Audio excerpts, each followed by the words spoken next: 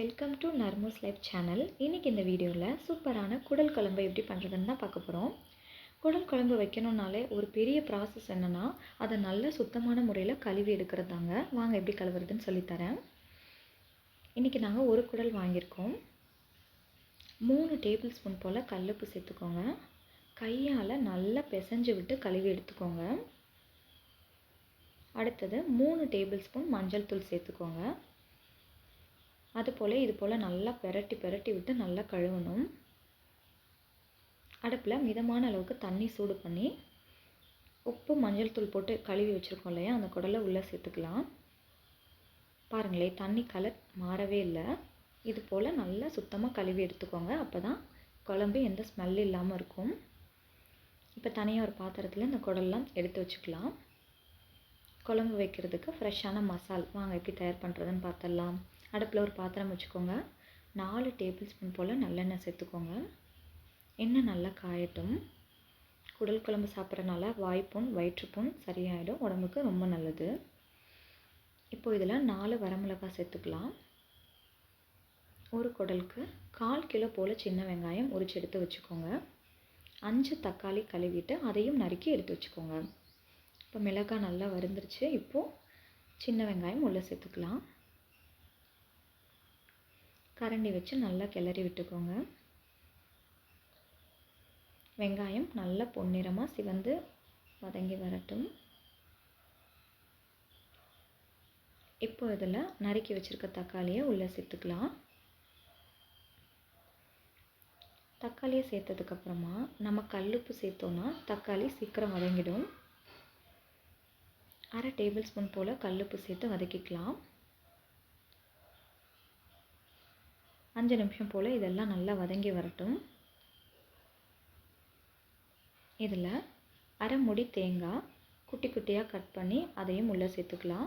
இதெல்லாம் அடுப்பை ஆஃப் பண்ணிடுங்க. இதெல்லாம் ஆறுனதுக்கப்புறமா லைட்டாக தண்ணி சேர்த்து மிக்ஸி ஜாரில் அரைச்சி எடுத்து வச்சுக்கணும். இஞ்சி பூண்டு பேஸ்ட் அதுவும் 2 டேபிள் ஸ்பூன் போல் அரைச்சி எடுத்து வச்சுக்கோங்க. வாங்க குடல் குழம்பு வைக்க ஸ்டார்ட் பண்ணிடலாம். அடுப்பில் ஒரு பாத்திரம் வச்சுக்கோங்க. 100 மில்லி போல் நல்லெண்ணெய் சேர்த்துக்கோங்க. எண்ணெய் நல்லா காஞ்சதுக்கப்புறமா ஒரு ஏலக்காய், 2 கிராம்பு, 2 சின்ன துண்டு பட்டை உள்ளே சேர்த்துக்கலாம். இப்போ 1 டேபிள் ஸ்பூன் சோம்பு, 10 சின்ன வெங்காயம் நறுக்கி அதையும் உள்ளே சேர்த்துக்கலாம். கரண்டி வச்சு கிளறி விட்டுக்கோங்க. வெங்காயம் நல்லா வதங்கினதுக்கப்புறமா இஞ்சி பூண்டு பேஸ்ட் உள்ளே சேர்த்துக்கலாம். பச்சை வாசனை போகிற அளவுக்கு நல்லா வதக்கி விட்டுக்கோங்க. ஒரு பெரிய சைஸ் தக்காளி கழுவிட்டு அதையும் நறுக்கி உள்ளே சேர்த்துக்கோங்க. இப்போ தக்காளி வெங்காயம் எல்லாம் நல்லா வதங்கட்டும். கரண்டி வச்சு நல்லா கிளறி விட்டுக்கோங்க.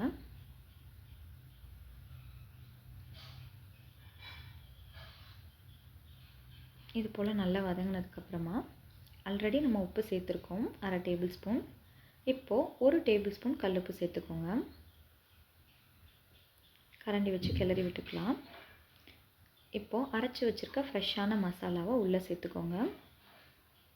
தக்காளி வெங்காயம் மசாலாவோட எல்லாம் நல்லா கலந்து விட்டு கரண்டி வச்சு கிளறி விட்டுக்கலாம். ஒரு கொத்து போல் கருவேப்பிலை, கொஞ்சம் போல் மல்லி இலை அதையும் உள்ளே சேர்த்து கிளறி விட்டுக்கோங்க. நம்ம எண்ணெயில் சேர்க்குறத விட இது போல் மசாலாவில் சேர்த்து நம்ம கிளறி விட்டோம் அப்படின்னா அந்த ஃப்ளேவர் ரொம்ப நல்லாயிருக்கும். இப்போ 1/2 டேபிள் ஸ்பூன் மஞ்சள் தூள், 2 டேபிள் ஸ்பூன் மல்லித்தூள், காரத்துக்கு ஏற்ற மாதிரி குழம்பு மசாலா சேர்த்துக்கோங்க. நான் இன்றைக்கி 3 டேபிள் ஸ்பூன் சேர்த்துருக்கேன். 1/2 டேபிள் ஸ்பூன் கரம் மசாலா. அவ்வளோதாங்க. இப்போது கரண்டி வச்சு நல்லா கிளறி விட்டுக்கலாம்.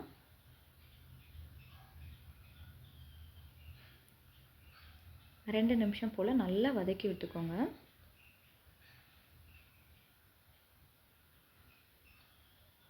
இப்போ இதில் கழுவி வச்சுருக்க குடலை உள்ளே சேர்த்துக்கலாம்.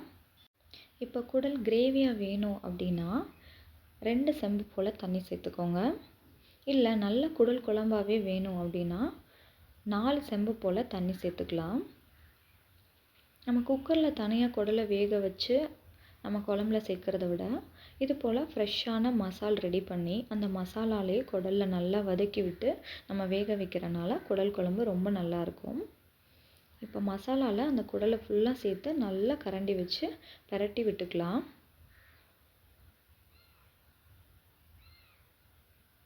இது போல் நல்லா கரண்டி வச்சு கிளறி விட்டுக்கோங்க. இப்போ 4 செம்பு போல் நான் தண்ணி சேர்த்துருக்கேன். நல்லா குடல் வெந்து வரட்டும். 30 நிமிஷத்துலேருந்து 40 நிமிஷம் போல் ஆகும். குக்கரில் பண்ணால் சீக்கிரமாக வெந்துடும். நம்ம சட்டியில் பண்ணுறனால கொஞ்சம் டைம் ஆகும். நல்லா குடல் குழம்பு கொதிக்க ஆரம்பிச்சிருச்சு. வீடே கமகமக்கக்கூடிய குடல் குழம்பு தயாராகிடுச்சு. இந்த வீடியோ உங்களுக்கு பிடிச்சிருந்துச்சுன்னா மறக்காமல் ஒரு லைக் பண்ணிக்கோங்க. ஃபஸ்ட் டைம் நம்ம சேனலை பார்க்குறீங்கன்னா ஒரு சப்ஸ்கிரைப் பண்ணிக்கோங்க.